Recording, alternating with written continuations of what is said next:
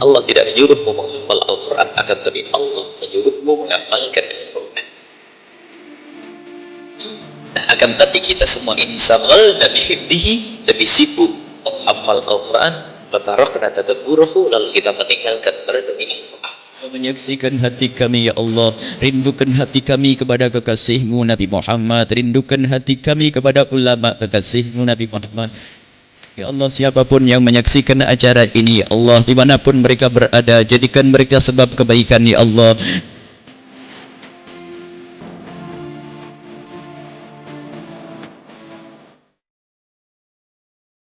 Assalamualaikum warahmatullahi wabarakatuh.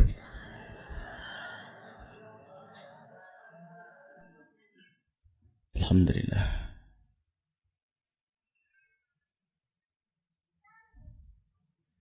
Alhamdulillah muqallibil qulub.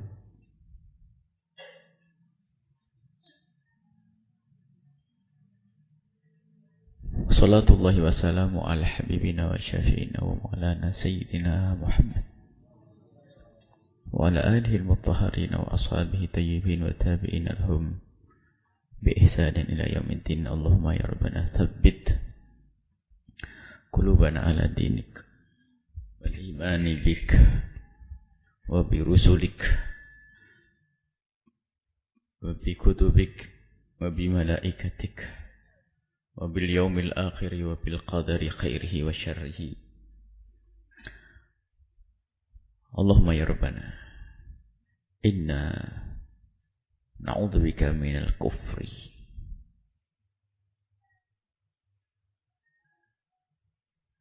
wa inna na'udzubika ya rabbana minasy syirki wa minaz zaghi wal dhalali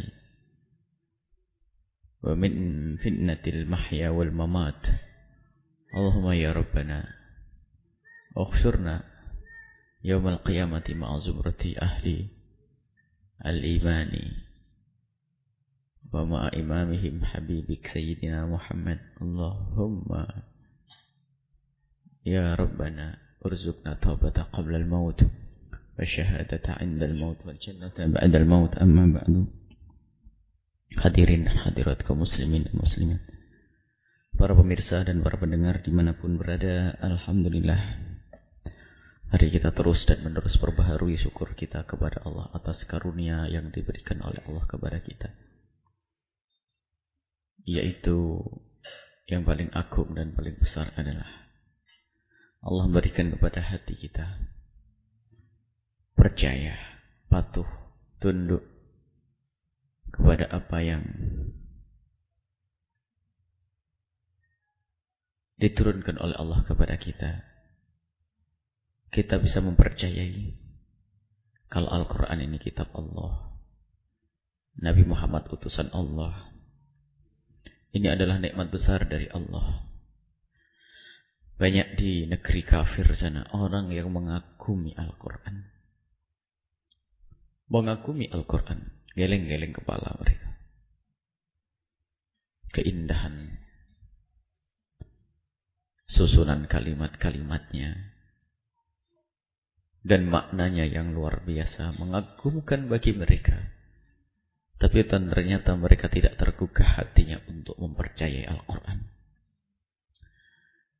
Mereka pun mencatat Nabi Muhammad sebagai orang yang paling istimewa di dalam sejarah, paling agung. Pun demikian, tidak tergugah hatinya untuk beriman kepada Nabi Muhammad. Sebab yang namanya keimanan itu pilihan Allah. Biarpun orang itu melihat rembulan terbelah di matanya pada zaman Nabi, apakah itu menjadikan semua beriman kepada Nabi SAW? Maka begitu mahalnya yang namanya iman. Kadang kalau sudah jatuh iman diberikan Allah kepada kita tanpa syarat, tiba-tiba harus percaya dan percaya. Ya percaya, dan itulah nikmat besar dari Allah, nikmat iman.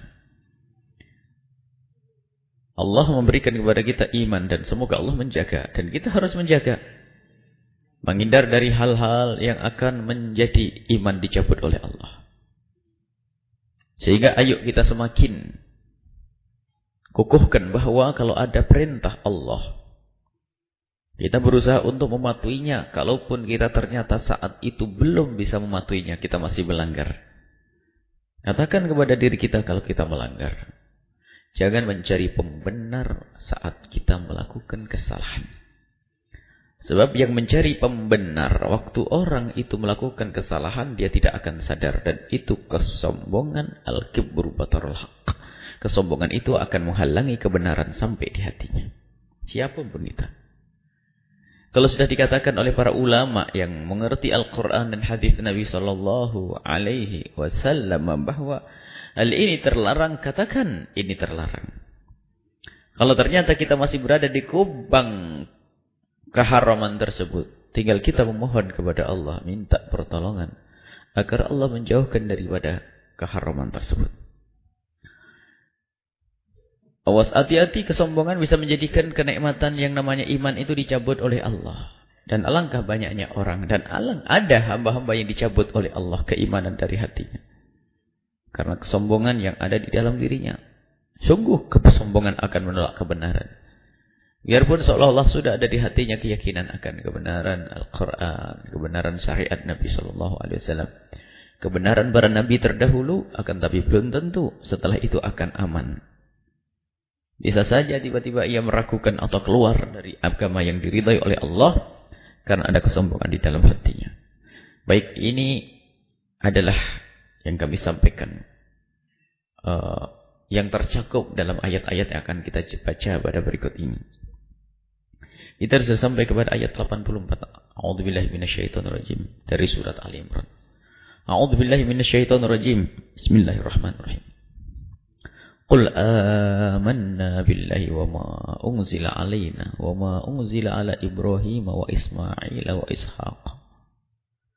Ishaq wa Yaqub wal asbati wa ma utiya Musa wa Isa wan nabiyyuna min rabbihim la nufarriqu baina ahadin minhum wa nahnu lahu muslimun. Wa man yabtaghi ghayra al-islam dina falan yuqbala minhu wa huwa fil akhirati minal khasirin.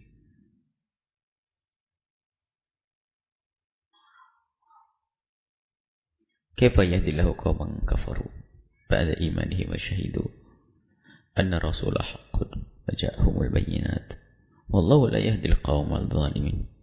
Ulaika jazaa'uhum anna 'alaihim la'natullahi wal malaikati wan nasi ajma'in khalidina fiha la yukhaffafu 'anhumul 'adab wa lahum yunzarun.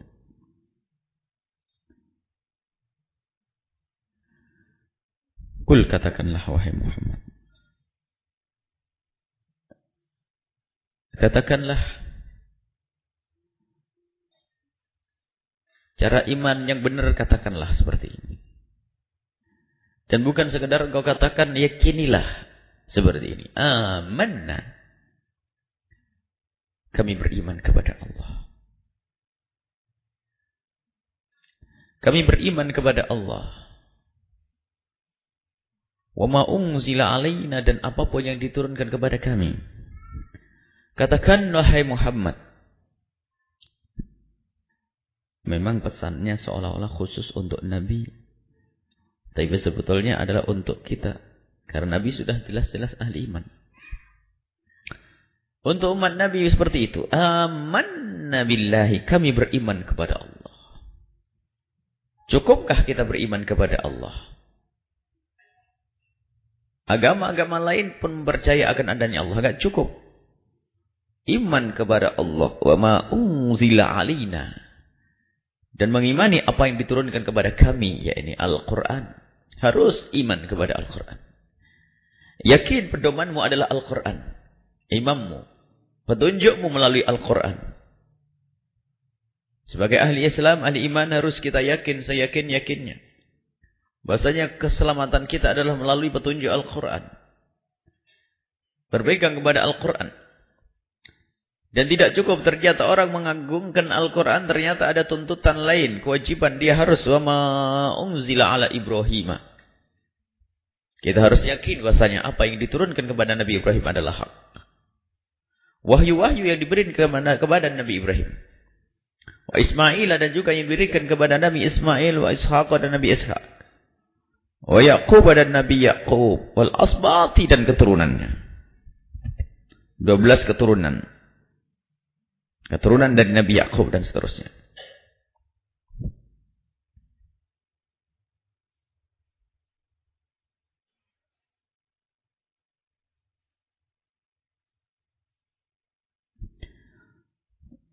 Wa ma utiya Musa, dan apa yang didatangkan kepada Sayyidina Musa, kitab suci, wa Isa, wa nabiyuna, dan para nabi. Min rabbihim, dari Tuhan mereka. Artinya imanmu itu, wahai kaum muslimin. Tidak cukup engkau mengimani bahwasanya Tuhanmu adalah Allah, tetapi engkau harus iman bahwa Allah mempunyai nabi-nabi terdahulu. Yaitu Nabi Ibrahim, Nabi Musa, nabi-nabi yang lainnya. Yang mereka pun mendapatkan kitab suci. Maka engkau pun harus meyakini bahwa apa yang diturunkan kepada mereka adalah benar. Dan apa yang diturunkan kepada mereka tidak berbeda dengan apa yang diturunkan kepada kalian semua.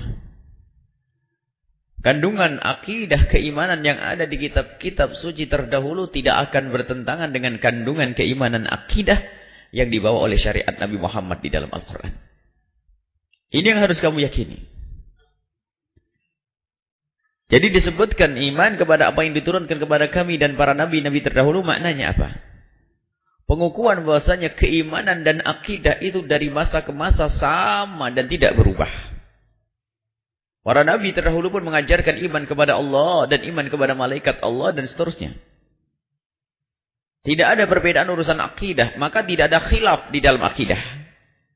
Yang khilaf, yang berbeda di dalam akidah, keluar dari akidah. Kesepakatan. Beriman kepada apa yang diturunkan kepada para nabi terdahulu. Akidah.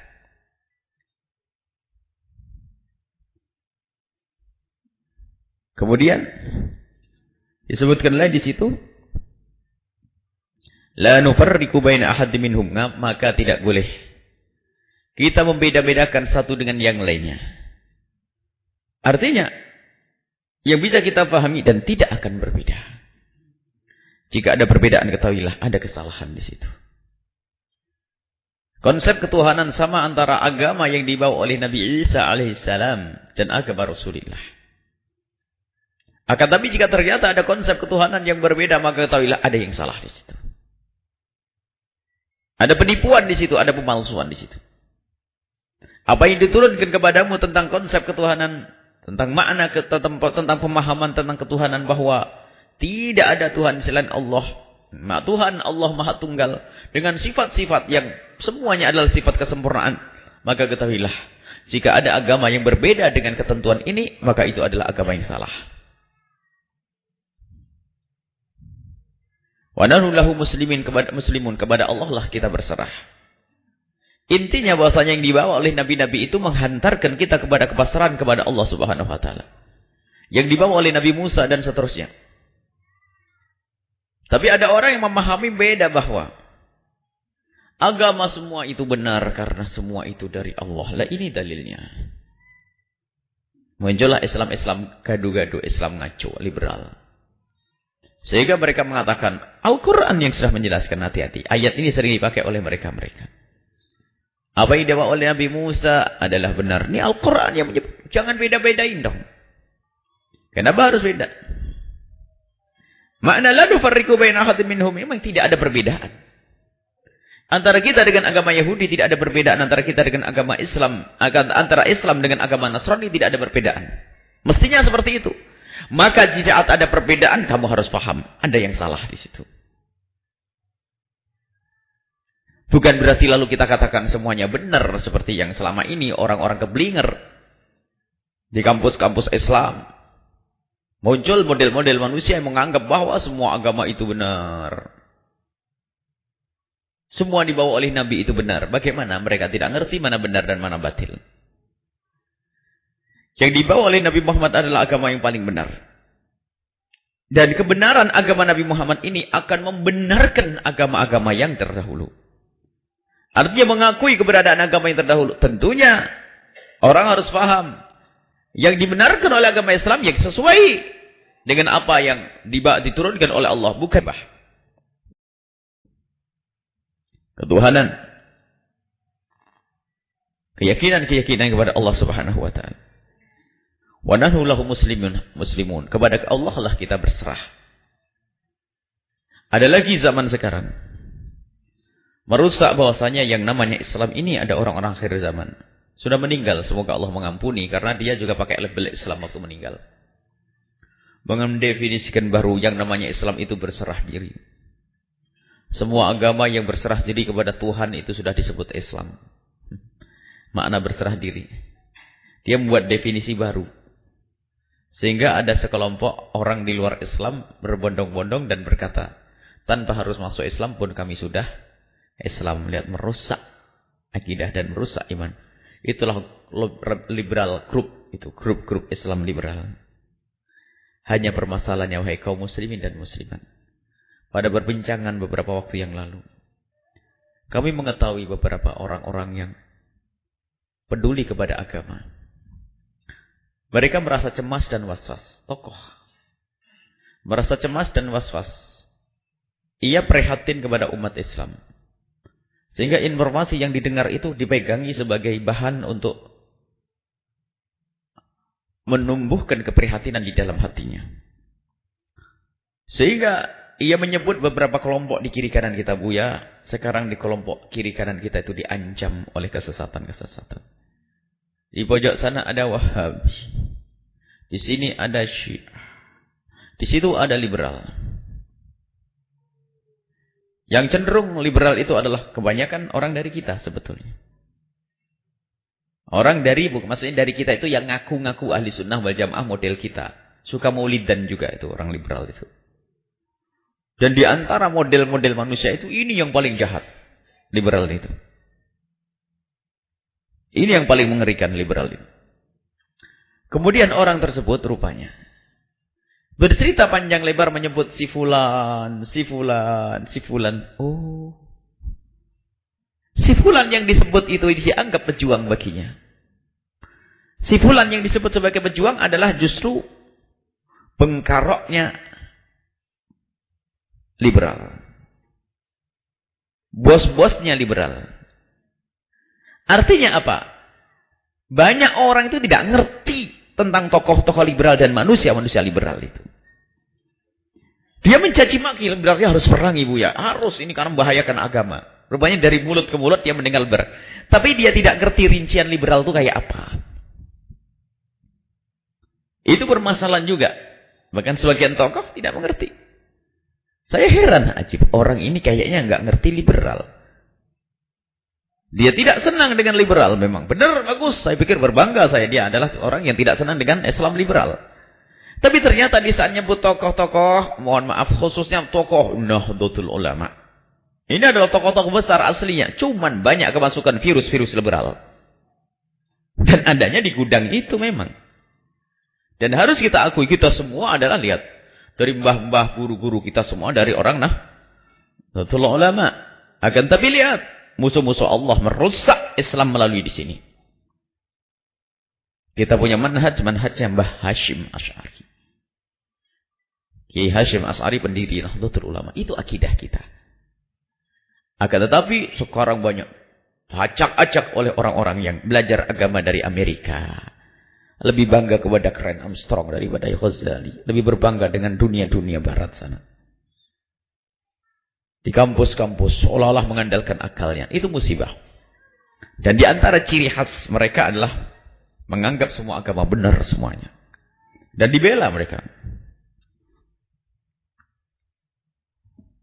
Dan pakai lidah Islam. Seolah memperjuangkan Islam. Kemenangan mereka itu begitu. Orang-orang kafir itu kemenangannya adalah mereka menggunakan orang Islam sebagai senjata untuk memerangi Islam. Dan itu kedahsyatan.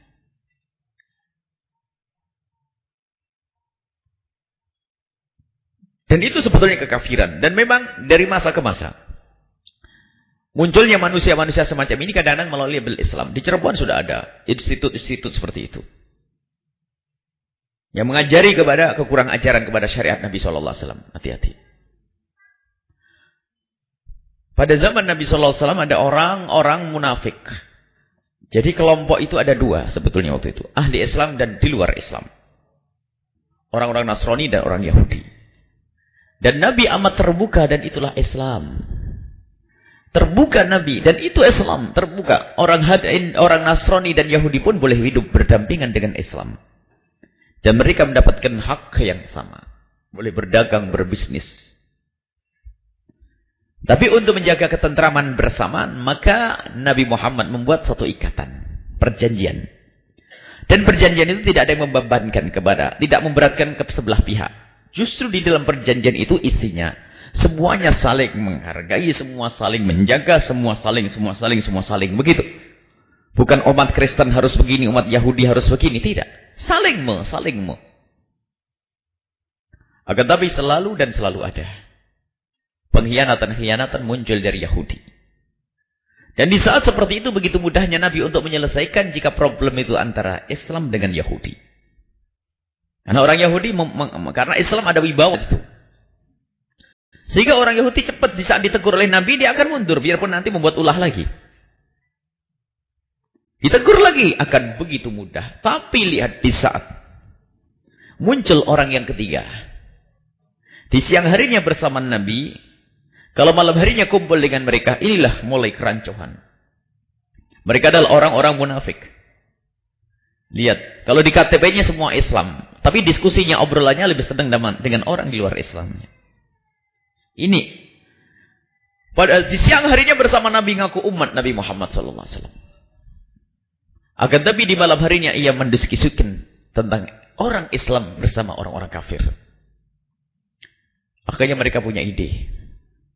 Dari luar Islam punya ide bahwa untuk menghancurkan orang Islam, jangan membuat konfrontasi, peperangan terhadap Islam. Susah. Orang Yahudi dan Nasrani, kalau orang kafir asli waktu itu dengan peperangan. Dan itu sangat mudah. Tapi sekarang mereka pakai strategi, jangan dengan peperangan. Dan ternyata memang peperangan dari masa ke masa.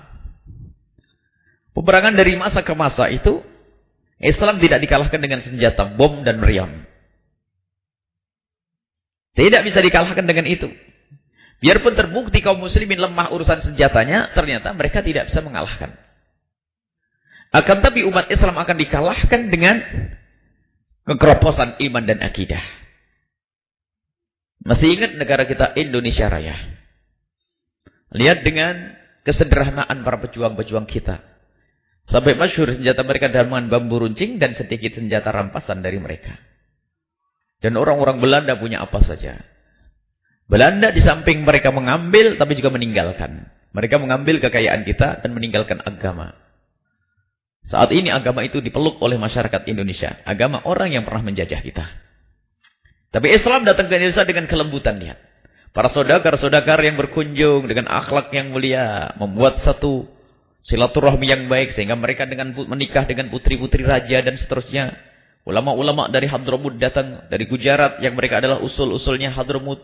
Datang ke Indonesia dengan akhlak yang mulia. Tersebar Islam di Indonesia. Dan tidak ada peperangan. Tidak ada peperangan Islam masuk ke Indonesia. Akan tapi baru muncul peperangan adalah di saat ada misi sekelompok agama yang mengambil kekayaan kita dan mereka dengan senjatanya yang kuat. Akan tapi mereka pun harus hengkang dari bumi pertiwi. Mereka harus meninggalkan negeri kita. Kekuatan iman. Akan tapi ternyata mereka juga cerdas. Kalau harus membuat peperangan fisik, umat Islam punya iman. Maka yang paling enak kalau menghancurkan kaum muslimin bukan perang fisik. Akhlak yang dirusak. Biar mereka pakai baju Islam akan tapi hatinya dirubah. Dan inilah upaya mereka. Sehingga lihat mereka memfasilitasi studi Islam di negeri kafir sana. Unik bahwasanya ada orang belajar ilmu akidah dari orang yang nggak kenal sujud. Nggak masuk akal. Anda belajar bahasa Indonesia yang fasih dari orang bisu. Gila pun tidak gila itu orang. Anda belajar ilmu akidah Islam, kebenaran Islam dari orang yang tidak beriman kepada Islam. Dan itu adalah program istimewa. Dan masuk kampus-kampus. Ilmu diambil dari sanad guru, dari guru hingga sampai Rasulullah. Ini umat Islam di Indonesia, khususnya anak-anaknya. Pak Kiai ini banyak yang ke bawah, akhirnya sekolahnya di negeri kafir sana. Lupa dari sanad ilmu dari Abbah dan guru-guru dia. Dia ngambil sanad dari Fulan, nyambung ke Abu Jahal. Ke atas ke Fir'aun nanti. Itu ilmunya tidak diambil dari sanad. Gurunya tidak pernah sujud dan ini terbukti saat ini. Nah pada zaman Nabi ada muncul seperti itu. Mereka itu tahu kalau harus perang dengan umat Nabi Muhammad repot. Tapi mereka merusak dari dalam. Mereka membuat pos-pos yang pakai label Islam. Mereka mencoba membuat universitas. Kalau zaman sekarang. Kalau zaman dulu membuat masjid. Dibuatlah masjid.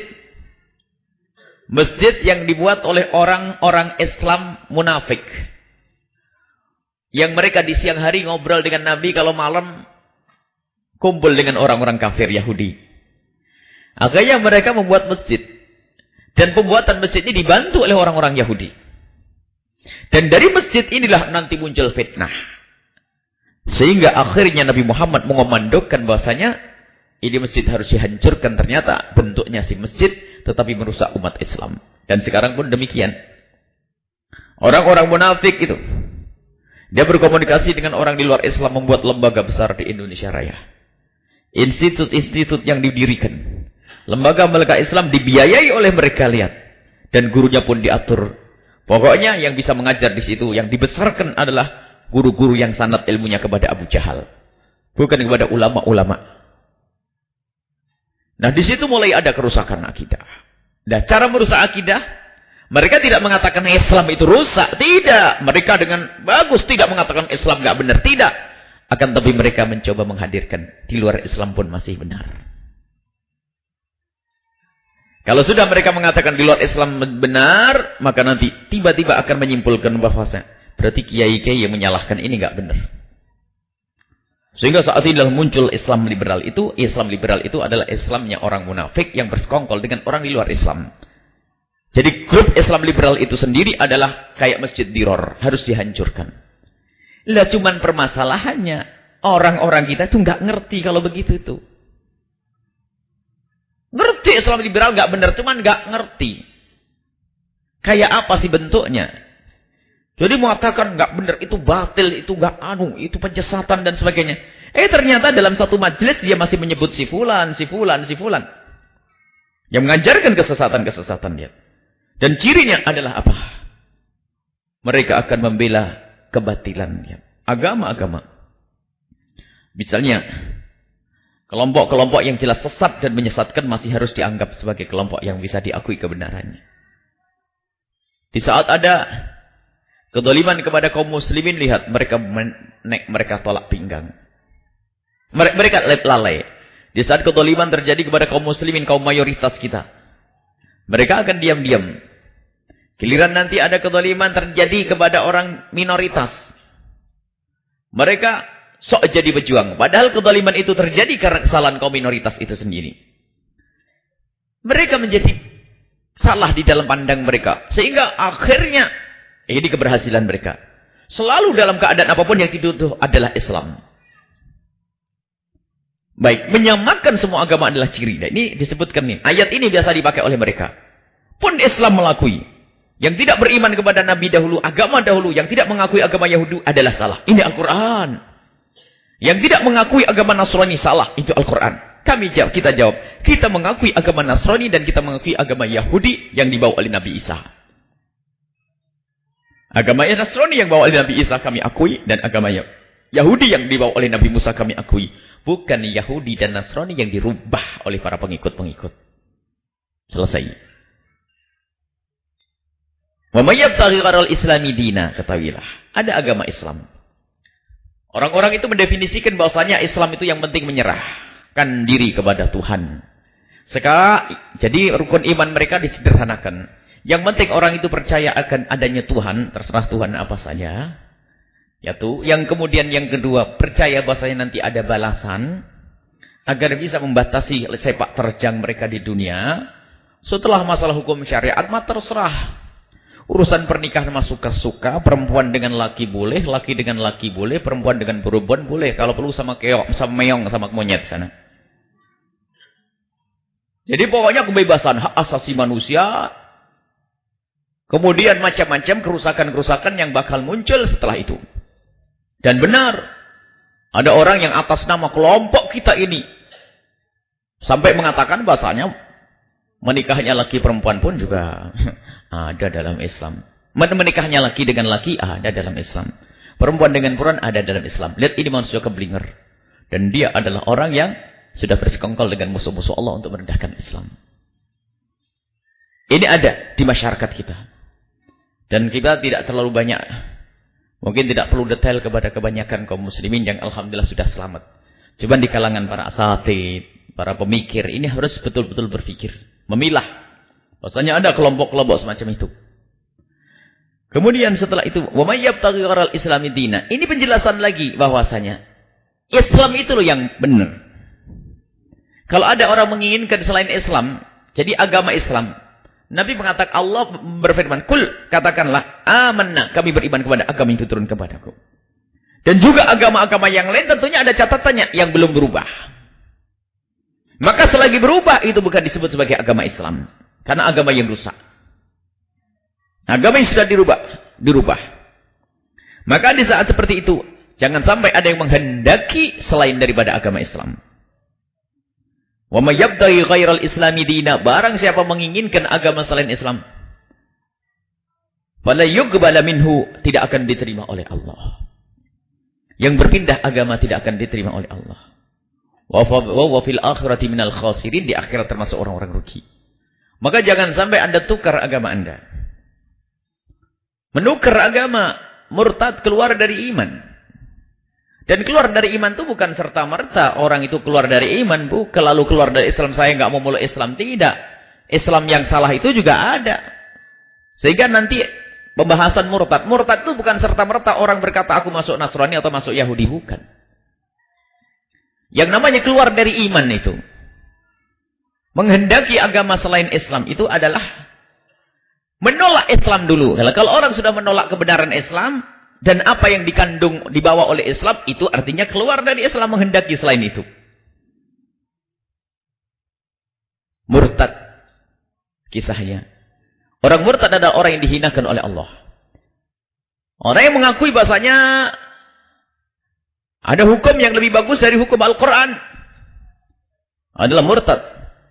Yang memperkenankan tentang lesbi dan homo, itu jelas murtad, Al-Quran yang melarang. Dan ijma' ulama dari masa ke masa. Keluar dari iman dia murtad. Yang mengatakan sholat tidak wajib, murtad. Keluar dari iman. Artinya dia tidak mau dengan apa yang dibawa oleh Islam. Dan artinya dia menghendaki agama selain Islam. Tidak mengakui Nabi Muhammad sebagai Nabi. Atau mengatakan bahwasanya ada selain Al-Quran kitab suci yang benar. Ini sudah muncul dari beberapa anak kiai Indonesia Raya yang terkagum-kagum dengan model pemikiran barat. Ini ada anak-anak kiai Indonesia waktu mondok tuh kayaknya males, sehingga sempat sekolah di Amerika atau bagaimana. Waduh, pulang itu betul-betul Amerika itu jadi nabi lagi. Kagumnya luar biasa.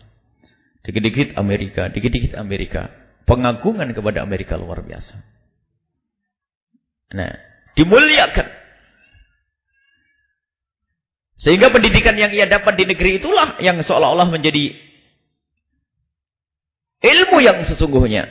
Sehingga sampai datang ke Indonesia mulai menfitnah kaum muslimin di Indonesia. Mungkin dengan kekolotannya, bermacam-macam. Dan itu sebetulnya dia keluar dari iman tanpa mereka sadari. Iman itu mahal.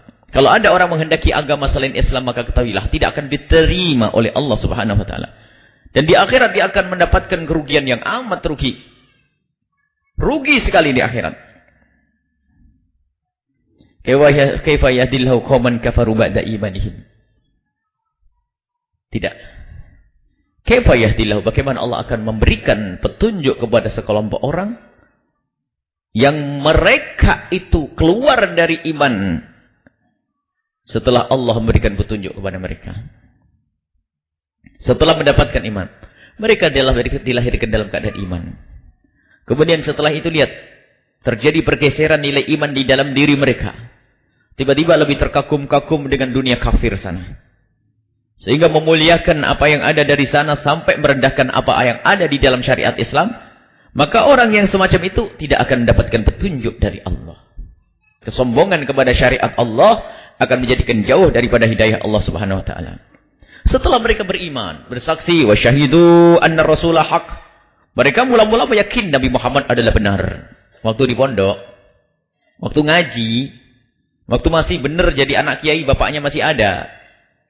Masih di kampung, mempercayai bahwa nabiku adalah Nabi Muhammad. Terus wajahumul bayyinat, sudah datang penjelasan-penjelasan karena belakang juga belajar ilmu akidah.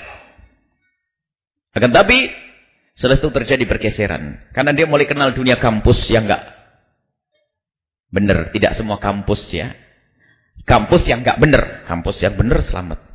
Kampus yang tidak benar, yang menyamakan semua agama, kitab suci harus dianggap semuanya, pluralisme dengan makna yang beda. Pluralisme yang diberi makna bahasanya menganggap kebenaran semua agama. Kalau pluralisme maknanya adalah hidup indah dalam kebersamaan, saling memahami perbedaan adalah diajarkan oleh Islam. Akan tapi kalau sudah menganggap semua agama sama, itu kerusakan. Kan ada sekarang mata kuliah yang unik di kampus. Perbandingan agama, pernah dengar? Saya bertanya, barangkali ada yang hadir ini yang ikut perbandingan agama. Apa yang Anda ketahui tentang perbandingan agama? Kurang jelas kalau disebutkan al-Islam ya'lu wa la yu'la alaihi. Islam tidak bisa dibanding-banding. Kalau Anda ingin belajar ilmu kristologi tentang kekristenan, tidak harus Anda membanding-bandingkan. Cukup Anda kuatkan ilmu keimanan dalam syariat Nabi Muhammad, itu yang penting. Adapun mengetahui agama lain, perlu kita belajar agar kita tahu kekurangannya di mana untuk diskusikan. Kita belajar tadi agama-agama Nasrani. Baca. Kita perlu belajar ilmu-ilmu kekristenan agar tahu bahasanya kekurangannya di sini sehingga menjelaskan kepada umat Kristiani kita mudah. Tapi bukan berarti harus perbandingan nanti. Sebab kalau perbandingan nanti adalah yang busuk akan dibungkus menjadi bagus. Sehingga sama. Seolah-olah ini sebanding nanti. Ini program tidak ada dalam akidah nenek moyang dan para ulama terdahulu tidak ada. Yang ada adalah akidah Islam. Selesai. Untuk mengetahui agama lain tidak harus dengan istilah perbandingan. Itu ada misi-misi yang tidak baik dari orang-orang di luar Islam. Kalau kita meniti guru dari masa ke masa, lihat munculnya ulama-ulama gede nggak pernah ada membahas tentang perbandingan agama. Mereka jago di dalam urusan kekristenan karena mereka membaca, tidak harus banding-bandingan. Tapi sekarang lihat, kita ini akan dikelabui. Sekarang begini, ilmu perbandingan agama. Sesaat kita pelajari agama Islam dulu. Kemudian saat itu kita mendiskusikan tentang agama Kristen atau agama Yahudi atau agama yang lainnya. Nanti dikemas itu, di dalam diskusi itu, kemudian barangkali nanti didiskusi dalam sebuah diskusi, Anda berperan sebagai seorang Kristen yang membela Kristen. Karena Kristen adalah agama. Adalah tidak, agama rusak. Agama adalah membawa kebenaran pokoknya. Jadi selama agama ini membawa kebenaran, coba kamu bela. Saya diskusi. Yang Islam memerankan Kristen, yang Kristen memerankan yang lainnya. Sehingga agama sendiri jadi rancuh. Sehingga seorang Islam sendiri pun ternyata lebih ngerti tentang ilmu kekristenan. Dan bisa saja dengan begitu dia keluar dari iman. Hati-hati. Itu mengerikan. Dan ini memang harus dibahas masalah-masalah ini di kalangan para asatid, para tulabul ilm. Adanya adalah di kampus-kampus. Mohon maaf kalau kita bicara kampus, kita juga tahu tentang dunia kampus. Di kampus-kampus dunia. Karena memang mereka musuh-musuh Allah akan merusak kaum muslimin di semua tempat. Tidak terlepas namanya kampus-kampus. Jadi Islam liberal ini banyak sekali di kampus-kampus. Alhamdulillah kalau ada di antara kita ternyata biarpun masih salah kayak tadi yang saya sebutkan, tidak senang atau menyikapi dengan cermat tentang Islam liberal, biarpun masih salah-salah lumayan daripada yang mendukung dari awal. Menganggap liberal adalah suatu kemajuan di dalam berpikir dan sebagainya. Bagaimana merendahkan syariat Nabi Muhammad sebagai kemajuan. Baik, wallahu la yahdil qaumadz zalimin. Ketahuilah Allah tidak akan berikan petunjuk kepada orang yang zalim. Zalim di sini lihat. Syirik itu zalim. Murtad adalah kezaliman. Ulaika jazaohum anna 'alaihim la'natullahi wal malaikati wan nasi ajma'in. A'udzubillah. Kalau orang keluar dari iman, disadari atau tidak, ini permasalahannya ini. Kalau sudah orang masuk dunia liberal, atau orang murtad, masuk agama Nasrani, hanya karena urusan calon suaminya adalah orang yang punya pangkat atau sebagainya, menjual agamanya, masuk agama Nasrani, naudzubillah, murtad, masuk agama Hindu, masuk agama yang lain, orang murtad, itu adalah orang yang hina dan laknat Allah, dikutuk oleh Allah, malaikat dan manusia semuanya. Tidak ada kemuliaan bagi orang tersebut. Dan langsung jika ada seorang suami istri, kok salah satunya murtad, maka akan terpisahkan. Terpisahkan, tidak boleh digauli. Terpisahkan, tidak boleh digauli. Mazhab Malik mengatakan langsung terceraikan. Yang lain terpisahkan, ditunggu. Mau kembali tobat atau tidak? Kalau tidak, tidak boleh menggauli. Dan sampai batas iddahnya selesai. Jadi orang, ada sebagian langsung mengatakan, kalau ada orang murtad, salah satunya terceraikan. Murtad itu bukan hanya pindah agama, tidak. Itu tadi masuk dunia liberal dan sebagainya. Merendahkan syariat Nabi SAW. Allah. Maka hati-hati, Allah tidak akan memberikan petunjuk kepada mereka semuanya itu. Khalidina fiha, akan di dalam neraka selama-lamanya. La yukhaffafu anhumul adzabu wa lahum yunzarun. Akan disegerakan siksa untuk mereka. Tidak ditunda-tunda lagi dan tidak diringankan. Allah. Siksa yang paling berat, keluar dari iman, pengkhianatan yang luar biasa kepada Allah Subhanahu wa taala. Semoga Allah menjaga kita dari kemurtatan. Maka iman perlu dijaga. Dan majlis mulia semacam ini, berkumpul dengan ulama-ulama dan berkumpul dengan kelompok-kelompok yang benar, itu juga menjaga iman dan akidah kita. Jangan sampai kita terjerumus. Naudzubillah. Iman. Maka tolong wahai para orang tua, jika kita ingin menyekolahkan anak kita, khususnya sekolah agama, bukan main-main. Kalau ibu bapak menyekolahkan anak fakultas ekonomi, itu hanya belajar hitung-hitungan saja. Belajar matematik, hitung-hitungan. Belajar ilmu biologi, itu urusannya adalah bukan urusan keimanan. Tapi kalau Anda menyekolahkan anaknya urusan agama, Anda harus pilih. Anda harus pilih. Nyekolahkan agama. Kalau kita belajar ilmu ekonomi di Amerika sana, atau di Jepang, di Jerman, ilmu umum, mungkin di sana tempatnya memang. Tapi kalau belajar ilmu agama di tempat yang salah, artinya kita itu daftar untuk menjadi manusia yang sesat. Termasuk, mohon maaf, menyekolahkan agama. Mulai dari yang namanya tingkat TK, SD, SMP, apalagi kampus. Makanya saya itu deg-degan kalau sudah ada anak-anak kita itu sekolah agama di kampus. Saya selalu bertanya, kampusnya di mana? Kampusmu di mana, nak? Kampus banyak, kampus. Profesormu itu siapa? Kan begitu. Nah, kalau akidahnya rusak, biarpun semester 6 cabut, nggak rugi saya. Cabut. Nah, sekarang ada dikirim. Di Indonesia ada. Masuk liberal. Di kampus liberal. Ada lagi dikirim ke luar negeri. Untuk menjadi musuh buat anak-anak kita. Or saudara-saudara kita. Karena anak kita sekolahkan di satu kampus Islam. Ternyata keluar menjadi orang yang suka memfitnah, membid'ahkan, mensyirikkan dan sebagainya. Salah. Cuman herannya anak-anaknya kita ini banyak disekolahkan di tempat seperti itu.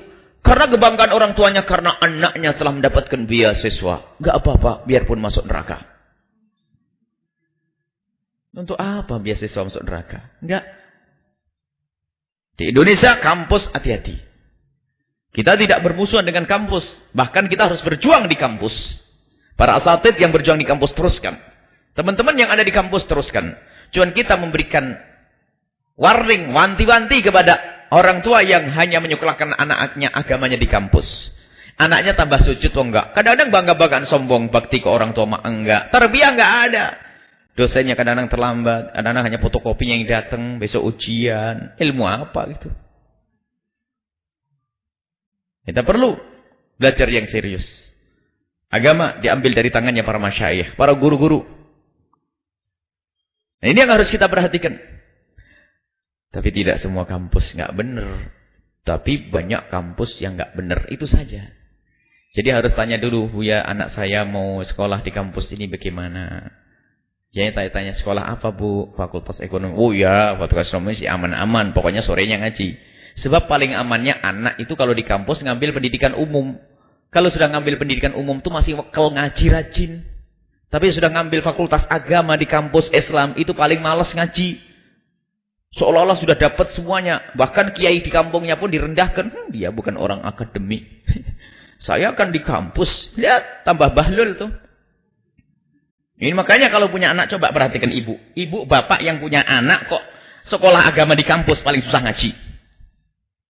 Ayo, coba perhatikan. Karena sudah merasa dapat. Padahal nggak dapat di situ. Paling susah ngaji kalau sekolah agamanya di kampus. Tapi kalau pendidikan ilmu umum di kampus, lihat. Wakal ngaji biasanya. Diajak ngaji begini, mau sana, mau.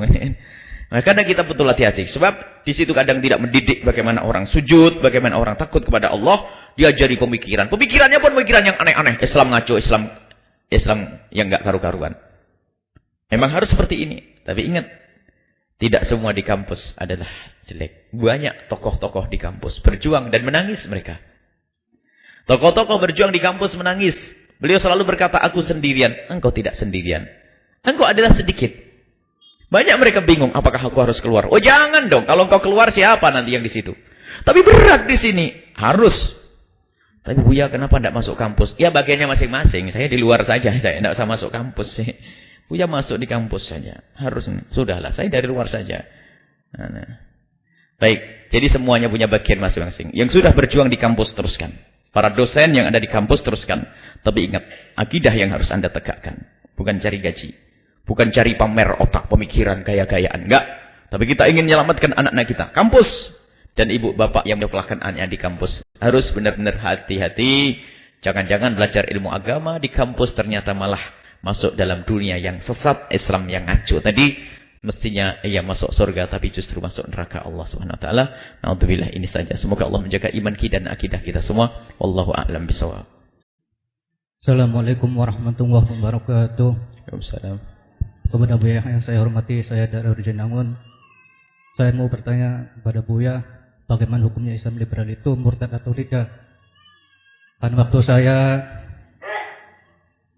bertirakat di gunung itu, desa Sampiran sama teman saya yang biasa tirakat bareng itu, teman saya itu sekarang masuk liberal Buya. Bisa apa? Di desa Sampiran, tapi orang Urjanangun. Teman saya itu agak jauh dikit dari mic-nya. Ya. Lagi tirakat di desa Sampiran itu sama teman saya tuh, teman saya sekarang sudah masuk liberal. Agak jauh dikit, ya. Masuk liberal. Teman saya itu udah masuk liberal dan mengajak saya untuk mengaji di sana di Arjunangun.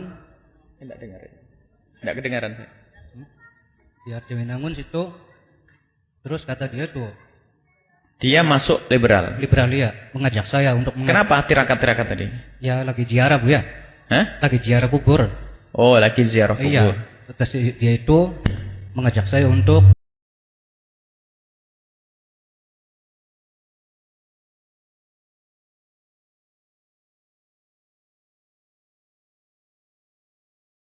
karena teman saya tuh pelan-pelan supaya saya tidak kedengar suaranya. Kata teman saya tuh liberal itu katanya Al-Quran itu tidak sempurna. Ya? Al-Quran itu tidak sempurna karena dia itu sebenarnya sumbernya itu ada ijma, qiyas dan pendapat para ulama Bu ya. Terus dia itu mendukung sholat Jumatnya perempuan yang menjadikan imam. Sholat perempuan jadi imam. Iya, perempuan sholat Jumat jadi imam. Terus waktu saya masih hidup di jalanan pernah itu benar kejadiannya, ada benar. Iya. Anda punya teman? Iya. Di mana? Di Arjawinangun? Iya. Di mana dia? Sekarang masih jadi teman. Ya. Di Arjawinangun di mana tempatnya? Di sebelah rumah sakit. Maksudnya dia masuk komunitas apa dia? Ya ikut ngaji di toko liberal. Toko liberal, iya. Baik.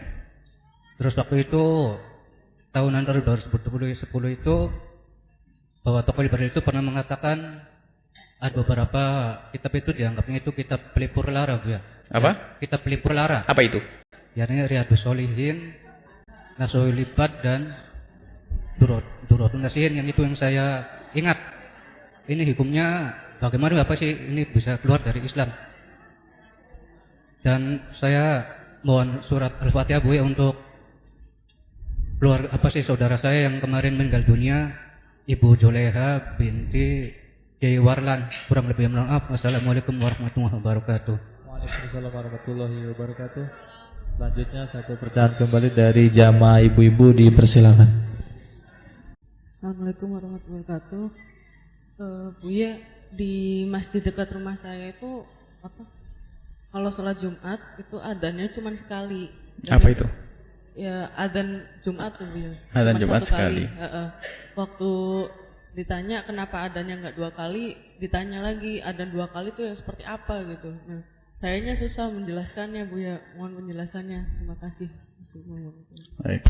Baik, terima kasih atas pertanyaan. Selanjutnya langsung saja kepada guru kita yang mulia Buya Yahya, dipersilakan untuk menjawab. Baik, yang pertama, saudara kita itu bercerita bahwa diajak oleh temannya yang ia itu adalah liberal. Dan dia sendiri, beliau membuat contoh di antaranya. Mengatakan Al-Quran itu belum lengkap. Nah ini dari situ sudah kurang ajar, itu sudah cukup. Nggak usah belajar di kampus lagi. Sudah cukup fatwa dari Anda sudah beres. Dari dia sendiri yang ngomong kayak begitu. Tuh.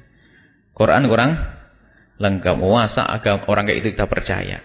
Kita deket-deket pun nggak boleh. Tidak boleh kita ambil menantu, tidak boleh jadikan mertua, tidak boleh nikah dengan dia. Sudah. Kok berani Quran kurang lengkap? Dia nggak ngerti bahasanya ijma' qiyas itu adalah untuk memahami syariat Nabi SAW. Tetapi semuanya ijma' sumbernya kepada Al-Quran dan hadis. Qiyas pun tidak mungkin ada kecuali ada nas Al-Quran atau hadis. Kayaknya dia betul-betul bingung atau bahlul. Jadi dia itu. Jadi maklumlah. Nah kalau sudah begitu lihat Islam liberal. Kemudian mendukung tentang sholatnya perempuan jadi khotib Jumat dan imam Jumat yang ada di Amerika. Memang begitu aneh-aneh itu. Ya sudah begitulah kerjaan mereka itu. Itukah yang kita banggakan dari mereka? Sedang mereka punya contoh aneh-aneh liberal itu ya begitu. Jadi dia seolah-olah menjadi imam itu sebuah kelebihan. Sebuah kelebihan sehingga seorang perempuan harus jadi imam itu adalah kewajiban. Artinya kalau memang tidak ada imam mereka tidak terjadi sholat berjamaah. Bagi mengatakan sholat berjamaah wajib. Bukan sebuah kemuliaan, keistimewaan. Bukan berarti imamnya harus menjadi ahli surga lebih dulu. Tidak. Tapi dia menganggap harus kesamaan. Kenapa perempuan tidak boleh jadi imam dan khotib Jumat? Dibuatlah khutbah Jumat di Amerika sana. Yang mendukung ustadz-ustadz. Indonesia ada yang ya itu kan si perkembangan fikih. Perkembangan fikih seolah-olah ulama dulu bodoh goblok semuanya itu. Jadi yang pintar orang akhir zaman ini.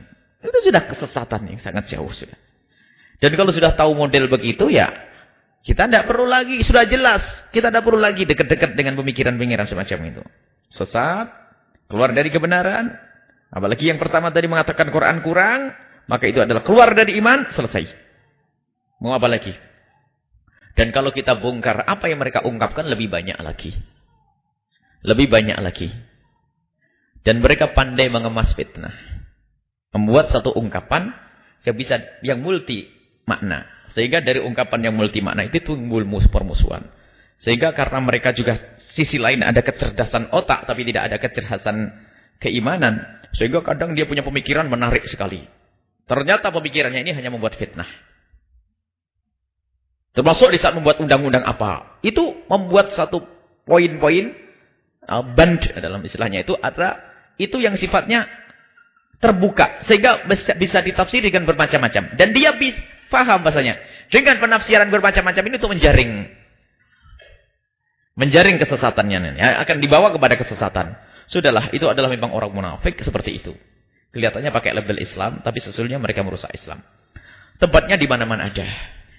Di kota ada dan sebagainya ada. Hanya kita wanti-wanti saja. Kalau sudah orang merendahkan Islam, merendahkan syariat Nabi Muhammad, sombong, itu adalah bukan pendidik yang benar, hati-hati. Liberal, hati-hati. Dan banyaknya liberal adalah orang-orang yang subhanallah mengaku ahli maulid Nabi. Anti orang-orang yang membid'ahkan. Wah, paling musuhan sama orang yang membid'ahkan tuh. Memang kayak sama kita juga begitu. Cuman dia sesat. Bajunya baju kita, ada yang jubahan, ada pakai kopiah putih, la ilaha illallah. Wah, kacau semuanya. Bahkan ada pondoknya gede juga ada, macam-macam nih. Nah ini, jadi betul-betul harus hati-hati saat ini pembentengan akidah. Semoga Allah menjaga iman dan akidah kita.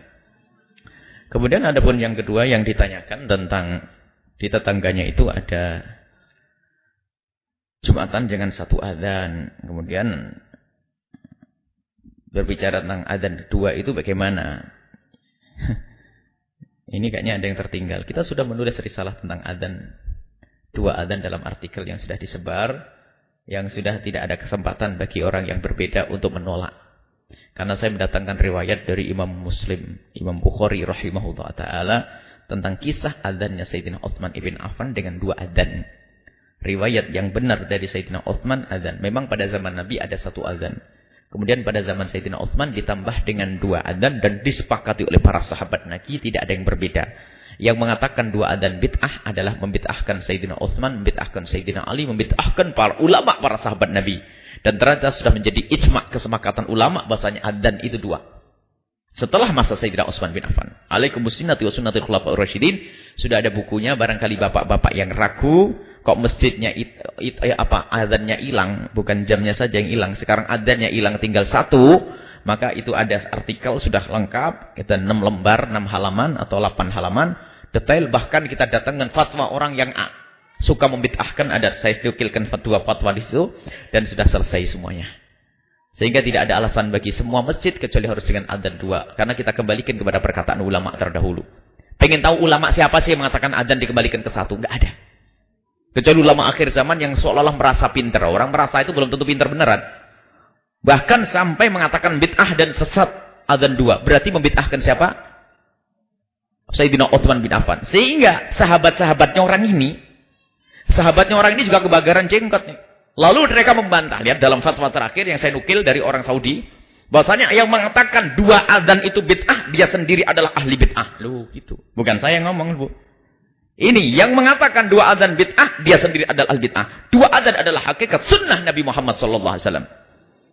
Karena alaikum bisunnati sunnah khulafaur rasyidin. Sudah ada artikel itu, mohon. Jadi jangan ada yang tertinggal. Semua artikel terbaru, itu kalau bisa ibu bapak ini dibaca. Semua artikel terbaru yang dihadirkan itu memang untuk bekal para asatid. Adapun ibu-ibu, tenang aja di rumah. Ibu juga tidak pernah Jumatan kan? Tenang aja. Ini bapak-bapak khususnya, ini baca artikel itu dan sodorkan kepada mereka yang kokoh dengan 2 adzan, dengan 1 adzan. Suruh baca itu. Faham atau tidak? Nah kalau baca ini saja belum faham, repot nanti.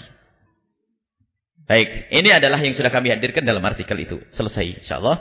2 adzan adalah sunnah Nabi SAW karena sunnah khulafaur rasyidin.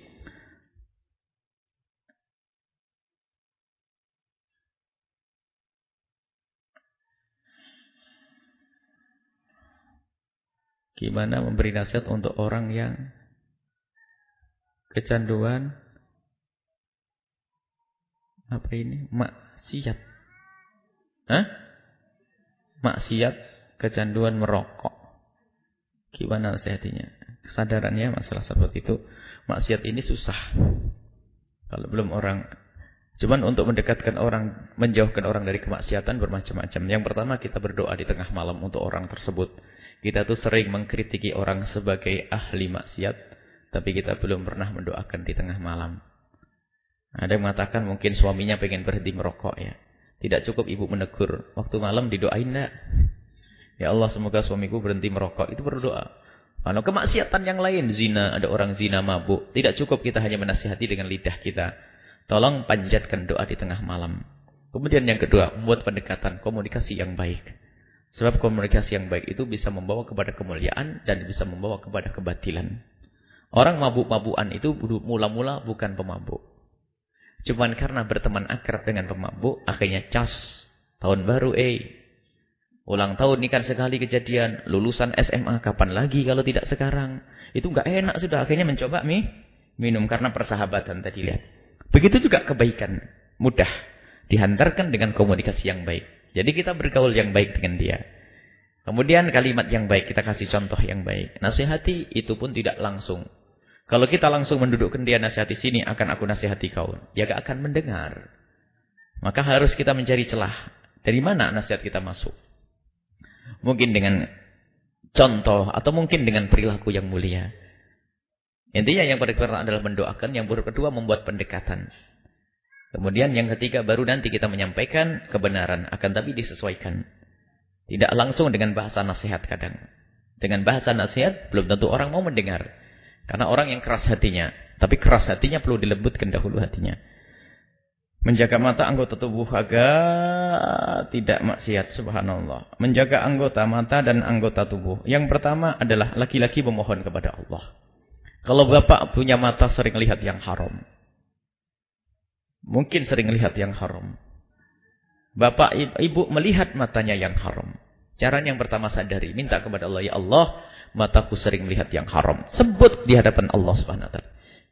Kesalahan kita itu kadang melakukan kemaksiatan itu nggak sadar. Itu kan repot. Mau tobat bagaimana? Jadi kalau mata kita suka jelalatan, mohon maafin. Ini perlu kita sadar. Mungkin kita tadi sepanjang perjalanan naik mobil, tiba-tiba di hadapan kita ada mohon maaf. Zaman sekarang kan zaman yang memang subhanallah. Baju tidur dipakai naik motor banyak. Ada gitu. Kadang-kadang kita harus bingung. Mau nggak melihat mobil itu harus kita sopir. Di saat seperti itu mungkin ada orang yang menikmati pandangan itu. Padahal itu haram dan dosa. Sadar atau tidak yang begitu itu? Ini kita perlu berenung kayak begini-begini ini. Banyak. Kalau orang menghindar dari kemaksiatan itu tidak harus kita bersembunyi dari hiruk pikuk manusia. Tidak. Biarpun di hadapan kita manusia yang kebuka auratnya. Tapi kalau orang punya rasa takut kepada Allah, dia tidak akan melihat. Dan setiap melihat dia akan muncul penyesalan. Yang menjadi permasalahan adalah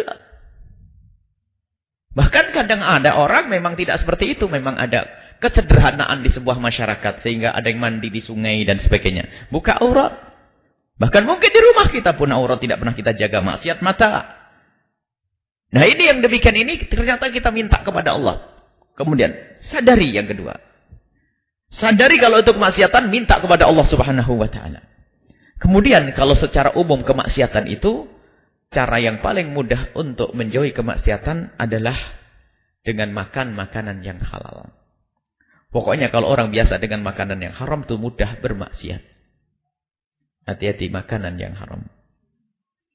Nabi yang menyebutkan kalau orang makan makanan yang halal, bersih, harus dizakati, caranya berdagang yang benar, taat. Jawarihuhu sya'am aba, akan patuh anggota tubuhnya mau tidak mau. Kalau sudah makan man akal al-haram, asad jawarihuhu sya'am aba. Kalau sudah makanannya adalah makanan yang haram, itu Masya Allah anggota tubuhnya maksiat, susah dihentikan. Subhanallah, sudah pengen menjaga kelihatan lagi. Pengen gak dengar kedengeran. Allah. Memang nasib tuh. Kadang-kadang orang dihinakan. Tapi ada sebaiknya orang yang pengen sudah dijaga oleh Allah. Mau bermaksiat, gagal. Mau melihat yang haram, wah di sana kayaknya ada perempuan cantik biasanya pakai rok pendek misalnya. Masya Allah, ketabrak, jeder, nggak jadi ke sana. Alhamdulillah, dijaga oleh Allah. Tiba-tiba matanya kena sambar moto kalau Jawa itu ada. Wah, nggak kelihatan kelewat sudah. Syukur Allah. Jadi ada sebagian orang yang dijaga oleh Allah. Jadi mau bermaksiat itu susah. Jadi sengaja maksiat pun kadang tidak dibuka oleh Allah karena halal yang dimakan. Tapi ada orang nggak sengaja jadi maksiat. Nggak sengaja. Nggak sengaja. Dikit-dikit nggak sengaja maksiat sepanjang hidupnya. Maka dalam salah satu hikmah yang sudah dihadirkan bahwa tanda hamba yang dimuliakan oleh Allah adalah di saat dimudahkan untuk melakukan ketaatan. Susah melakukan kemaksiatan. Mudah melakukan ketaatan biarpun tidak disengaja. Pengennya sih jalan-jalan. Bawa duit pun nggak jelas. Untuk apa bu bawa duit? Ya bawa aja. Tatanya di tengah jalan ada seorang fakir kelaparan. Bantu. Bantu.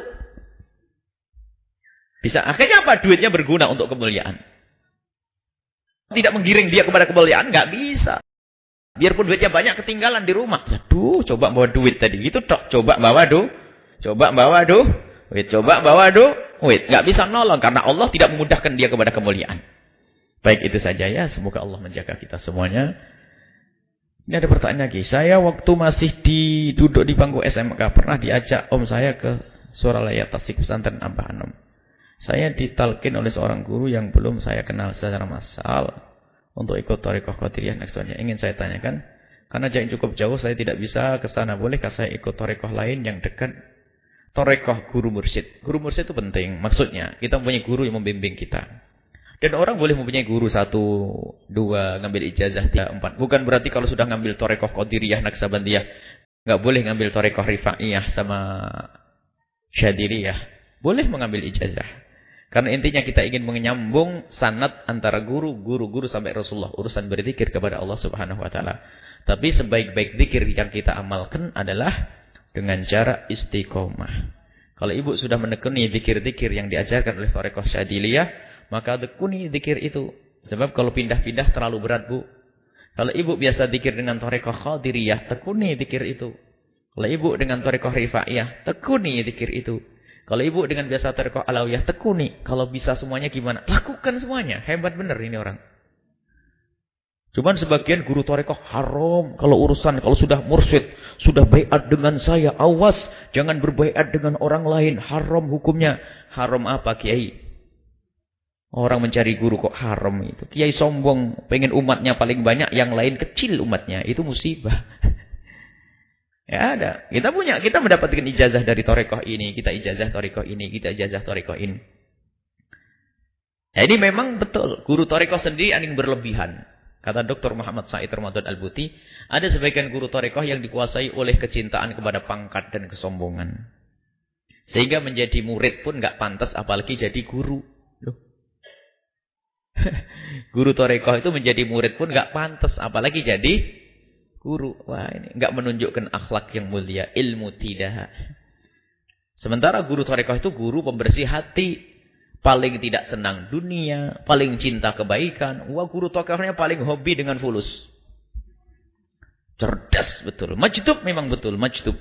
Majdub itu ilmu apa? Seolah-olah ingat ya Allah, Allah. Dunia enggak ingat. Dunia seisinya ingat kecuali fulus sama perempuan. Ini ada orang majdub-majduban. Majdub seolah-olah, oh, ini kiai majdub ini. Wali majdub. Hebat. Saya itu baru percaya wali majdub kalau tidak senang duit. Sudah. Kalau masih senang duit, nggak ada majdub. Ada wali kekasih Allah, dikasih duit. Jadi orang ngasih kepada beliau itu yang dapat di kiri kanannya. Cuman kalau ngasih juga pas dia. Dapat duit banyak. Panggil sini, sini, sini, sini. Yang dikasih pas orang butuh. Wah, ini majdub benar. Ada wali majdub, Allah, sini, kasih duit. Up, sini, sini. Dipilih, yang 10.000 dikasihkan, yang 100.000 simpan. Majdub-majduban itu. Enggak ada. Jadi ada wali majdub. Wali majdub bukan untuk kita belajar ilmu dari beliau. Kalau Anda mempunyai atas seorang wali majdub, Anda pun tidak dihimbau untuk datang kepadanya untuk belajar ilmu. Sebab belajar ilmu bukan dari wali majdub. Wali majdub itu secara zahir kayak orang gila. Bukan dari situ ilmu diambil. Ilmu diambil dari guru syariah. Yang tidak majdub. Cuman katanya apa? Wali majdub lebih banyak duitnya daripada kiai biasa itu. Iya betul. Gelang yang gede. Kalau ada kiai pakai gelang emas, sudahlah bukan kiai itu. Minta dirotan itu. Minum khamr katanya sih. Kalau itu sih biasa. Khamr itu diminum jadi air. Bismillahirrahmanirrahim. Alhamdulillahirabbil alamin arrahmanir rahim maliki yaumiddin. Iyyaka na'budu wa iyyaka nasta'in ihdinas mustaqim. Shiratal ladzina an'amta 'alaihim ghairil maghdubi 'alaihim.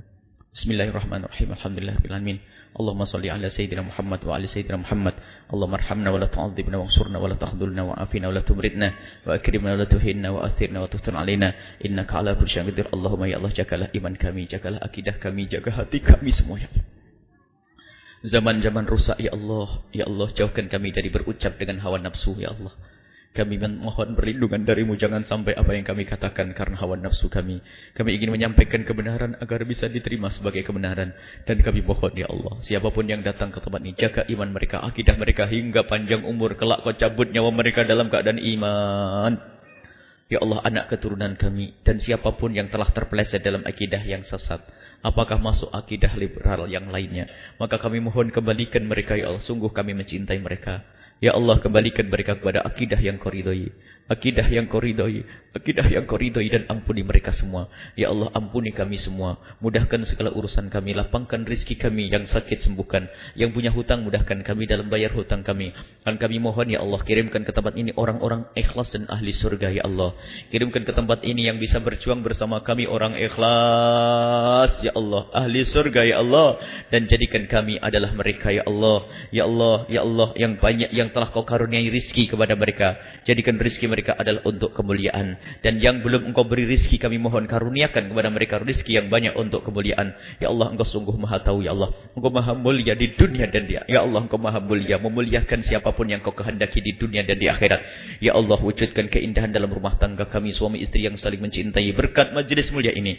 Ya Allah, siapapun yang sering cekcok dalam rumah tangganya, kami mohon berikan kesadaran akan indahnya keindahan, akan indahnya kemesraan, sehingga mereka segera menuju kepada keindahan tersebut. Dan yang belum menikah, ya Allah, kirimkan kepada mereka pasangan orang-orang yang kau muliakan, yang menjadi sebab mereka mulia di dunia dan di akhirat. Dan jauhkan mereka semua dari sebab kehinaan, ya Allah.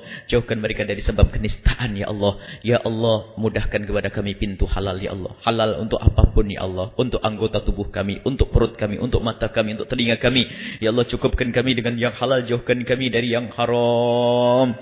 Ya Allah, ya Allah, ya Allah, muliakan kami di dunia dan di akhirat. Kami mohon, ya Allah, kami mohon yang telah berjuang di tempat ini, baik berjuang dengan harta mereka, atau berjuang dengan pikiran mereka, atau berjuang dengan doa yang mereka panjatkan, atau berjuang dengan tenaga mereka, kami mohon berikan kepada mereka ketulusan, dan jadikan itu semua sebab kebaikan untuk keluarga mereka semua, ya Allah, untuk anak keturunan mereka, ya Allah. Engkau maha tahu siapa mereka, ya Allah. Ya Allah, berikan kepada kami semua umur panjang dalam ketaatan serta sehat walafiat, dan berikan kepada kami semua husnul khatimah, husnul khatimah, husnul khatimah, mati dalam keadaan iman.